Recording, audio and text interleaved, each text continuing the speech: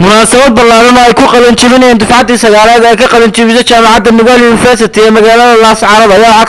ayaa ka qabsoontay hoolka jaamacaddaasi waxaana ka soo qayb galay maamulka iyo macallimiinta madax dhaqameedka ugu horeeyay Garaad Ismaaciil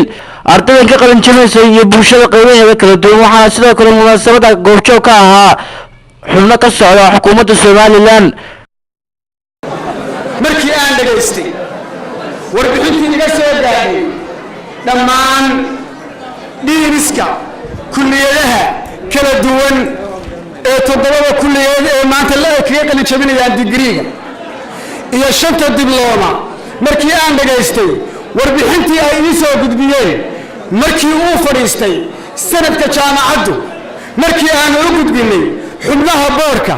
wasiirka arrimaha gudaha iyo wasiirka waxbarashada oo wasiiru dawlaha iyo wasiirka biyaha iyo garaadka iyo dhammaantiin waxaan idin marxaati galinayaa ardayda aan kicin doono inay mutaysteen shahaadada darajada koowaad ee 4 sano ee jaamacad laga baxo sheegi doonaa waxaan runtii aad iyo aad u bogaadinayaa jaamacaddu waxa weeye waxaan ay ku shaqeynaysaa resource-ka ay ku shaqeynaysaa wali waa mid u baahan in la taageero waxay baahan tahay technology in laga taageero waxay baahan tahay dhaqaalaha in laga taageero kan inaanu u nimaadno 190 arday oo maanta ka qalin jabiyay Nugaal University bulshada reer Soomaaliland the only thing aad kula tartami kartaan waa laba waxyaabood waa aqoon iyo dhaqaale aad ganacsi u martaan dafcadan maanta ardayda halkan ka qalin jabisay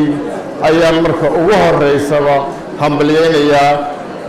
marka xigana waxaan hambalyeynayaa waalidkii halkaas soo gaarsiiyay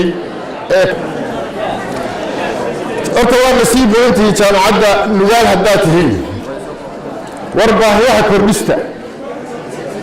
dufcadan oo ah dufcadii sagaalaad ee ka qalin jabisa jaamacadda Nugaal waxaan leenahay hambaliyo dhammaantiin socda oo aynu sii wadi doono dhalinyarada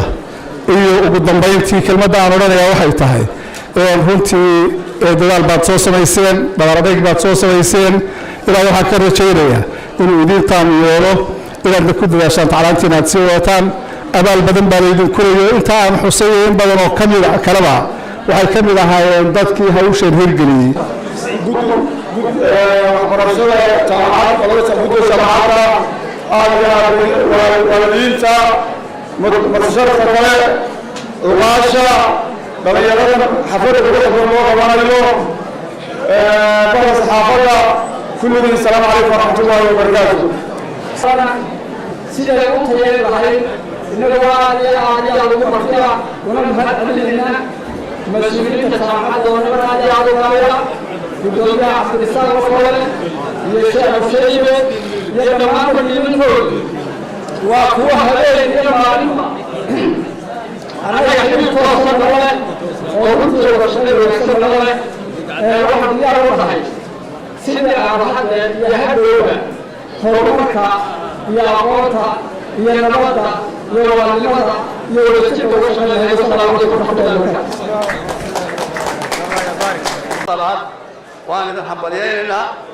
waan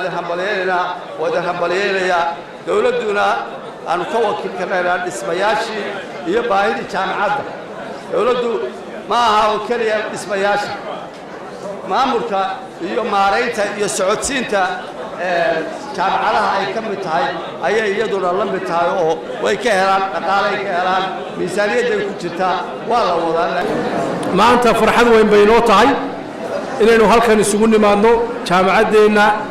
Nugaal University oo ah jaamacadda koowaad ee maamada u ah jaamacadaha gobolka taariikhdii ay lahayd iyo siday ku bilaabatayna aad baan uga mahadcelinayaa maama Ugaaso iyo Cabdirisaaq Khaliil farxad ma ahayd TV-ga caalamiga Ariel Laascaanood.